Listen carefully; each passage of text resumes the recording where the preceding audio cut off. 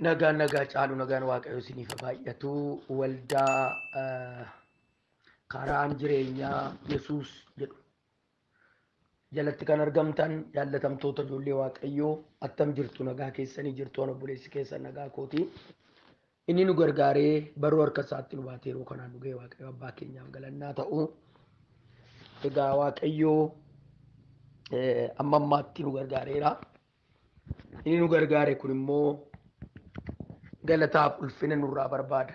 Waa biraa miti kan inni nurraa barbaadu. Galata nurraa barbaada, ulfina nurraa barbaada. Qarshii miti, horii miti. Waan biraa miti. Galata nurraa barbaada. Kanaaf galateeffachaa fuula Waaqa duratti hin argamna. Galataanis mo'ichi hin argamaa jedha sagaleen Waaqayyoo. Kanaaf guyyaa har'aa wal eebbisnee wal geggeessuu irratti, goolabuu irratti yeroo xiyyeeffannu galateeffachaa Waaqayyoon waaqeffachaa sagadaa fuula isaa dura deddeebi'aa.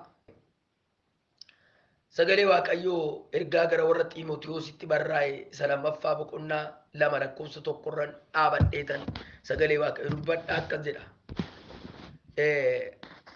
Ergaa gara warra Xiimotewositti barraa'e kana Phaawulos garbichi Waaqayyoo Phaawulos nama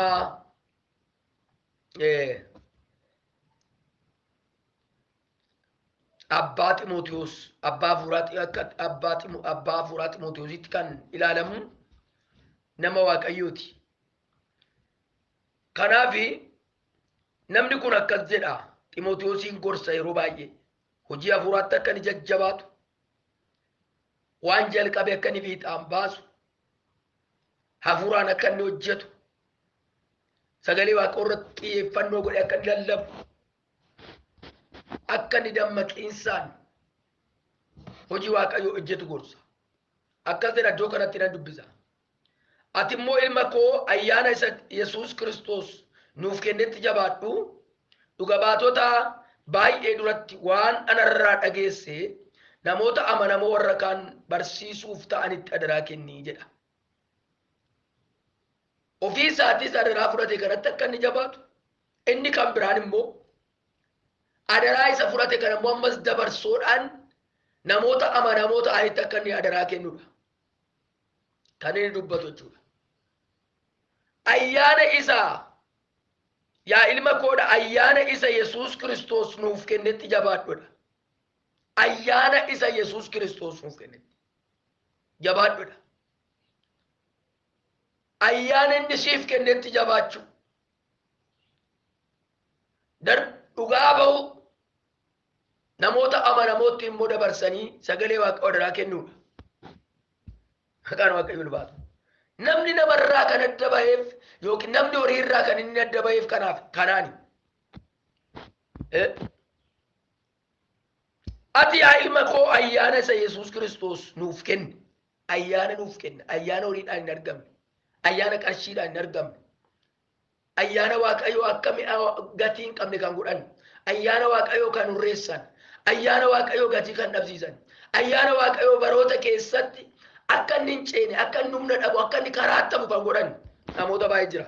Garuu Phaawulos nama Waaqayyoo Xiimotewosiin ilma isaa hafuuraa sanaanii yaa ilma koo jedha ayyaana isa Yesuus Kiristoos nuuf kennetti jabaadhu dhuga baatota baay'ee duratti waan anarraa dhageesse namoota amanamoo warra kaan barsiisuuf ta'anitti adaraa kenni.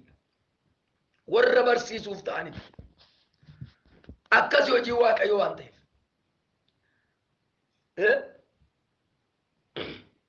dhuga baatota baay'ee duratti waan anarraa dhageessedha. Waan inni isarraa dhagee wangeela, waan inni isarraa dhagee dubbii jireenyaati, waan inni isarraa dhagee sagalee jireenyaa. Isa kana sanarraa dhageesse kana isa anarraa dhageesse kana namoota amanamoo warra kaan barsiisuuf ta'anitti adaraa kennidha. Yoo ofii keetiin jirtu ta'ellee namni jireenyaan itti fufu dubbii kana ta'uufsiisudha. Nuun adda kan nu baasu isa kana. Nuun adda kan nu baasu isa kanadha. Callumannee akka dombii teenya bara keenya xumuruu miti. Dombii miti nuyi nama. Kanaaf nama ayyaana Waaqayyoo fudhatee itti jiraatu, itti jiraachisudha. nama ayyaana waaqootti fufsiisudha. Nama dubbii waaqoo lallabudha. Nama dubbii waaqayyoo adaraa fudhanne kana itti namoota kan biraatti adaraa kennine itti fufsiifnudha. Kanaaf namni waaqayyoo Phaawulos itti fufsiisiidha. Itti fufsiisiidha. Itti fufsiisi dubbii waaqayyoo jedha. Akkuma iddoo sama sanaa boqonnaa 3 isa lammaffaa boqonnaa 3 Xiimotewos isa lammaffaa boqonnaa 3 lakkoofsa 10 irraa immoo akkas jedha. Waan nama dhibu gorsa isaa ittuma cimseetu akka dhala isaatti ilaalee isa gorsa Phaawulos. Har'a namni gorsa namarraa fudhatu nama eebbifamaadha. Baay'inaan hin jiru. Namni gorsa namarraa fudhatu, namni nama cimsu, namni aayizoo jabaadhu namaan jedhus hin jiru. Namni gorsa namarraa fudhatu hin jiru. In gorsa Phaawulos mucaasaa kana. Har'as namoonni gorsa fudhatan yoo jiraattan isa kanatti jabaadha. Ammas ati barsiisa koo, amala koo, akeeka jireenya koo, amantii koo, obsaan danda'uu koo, jaalala koo, waan qabetti cimuu koo caqafteetta. Ari'atamuu koo, dhiphachuu koo, warra Anxookiyaatti, Iqonoomitti, Liistiraatti anarra ga'an wanta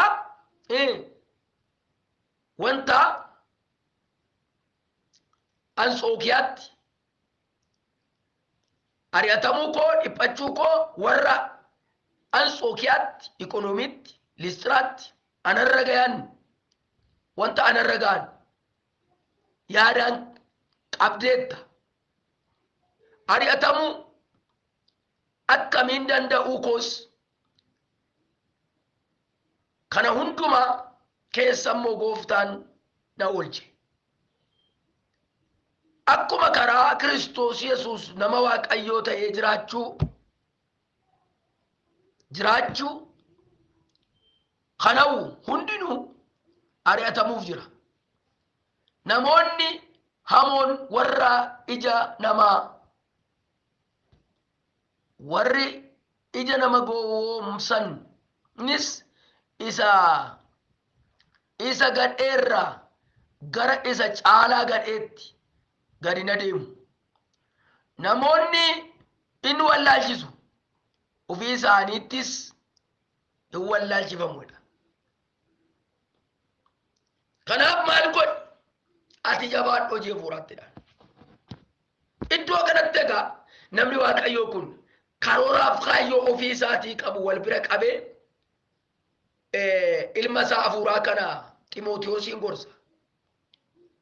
Ammas ati barsiisa koo, amala koo, akeeka jireenya koo, amantii koo, obsaan danda'uu koo, jaalala koo, waan qabetti cimuu koos caqafteetta. Waan qabetti cimuu koos caqafte. Ati isa kanatti jabaadhodha. Namoonni baay'een amalli isaanii gadheedha. Hin barsiisanii, yoo barsiisanii samaa barsiisu.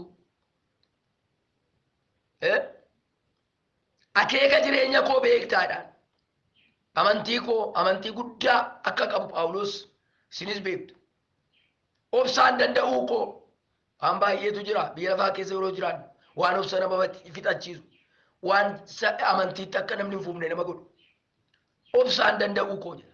Jaalala koo jedha. Jaalala guddaa qaba. Namoota baay'eedhaaf. Namoota amantii qabaniif. Waanan qabetti cimuu koo caqafteetta. Waanan qabe immoo hin gadhiisu. Namoonni kanas sanas qabanii gadhiisu. Amantii warri amantii gadhiisanis jiru. Harkaan qabanii kan gadhiisan, gara dudduubaa kan deebi'an, natti cimee kan jedhan. Sagalee Waaqayyoo kana baay'inaan kan hin hordofne. Amma waldaa onlaayinii irratti jedhan dirree irra taa'aa oolu malee hordofani. Amma dhaloonni gara akkasiitti deebi'eera. Bara dhumaa kana jala immoo namoonni ammanaa hin qabne gara dudduubaa akka isaan deebi'an caafanni qulqulluudhaan dubbata. Gara dudduubaa deebi'uun jechuun dangana jedhanii awwaajuu duwwaa miti. Sammuudhaan gara dudduubaatti deebi'u. Hafuura Waaqa hordofuu dhiisu. Tajaajila hordofuu dhiisu. Waaqeffannaa hordofuu dhiisu. Cal jedhanii akka dombii bara isaanii cal jedhanii waldaa keessa kan ta'an jiru. Isaan kun dudduuba deebi'uu isaaniiti. Waan dudduuba deebi'an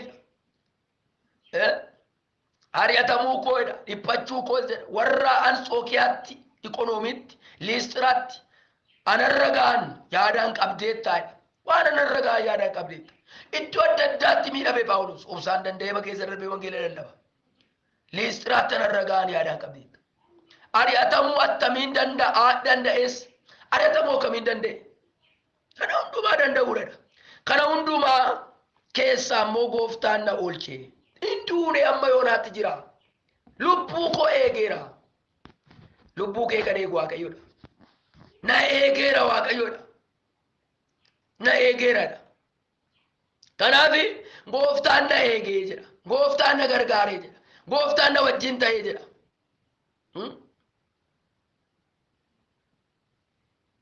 Gooftaan na oolchee jedha. Waan baay'een isarra ga'ee utuu hin du'in itti fufe.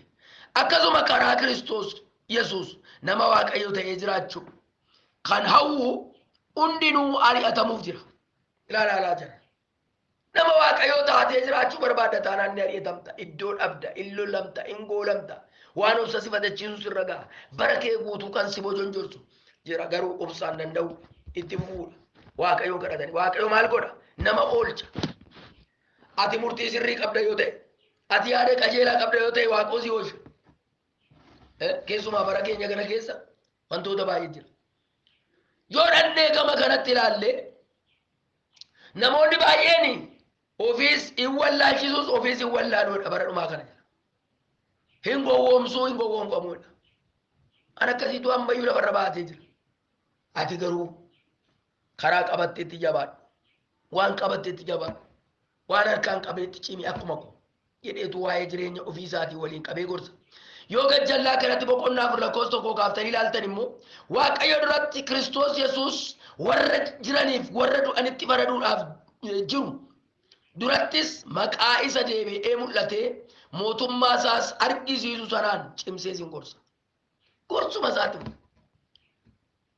dubbicha lallabee kun yeroodha kun yeroo miti hin jedhin utuun jedhin qophaa'ee argami qophaa'ee argami. Yaa nama Waaqayyootis qophaa'ee argami. Bara nuyi keessa jirru bara of gatamne bara gadheedha bara rakkisaa qophaa'ee argamidha.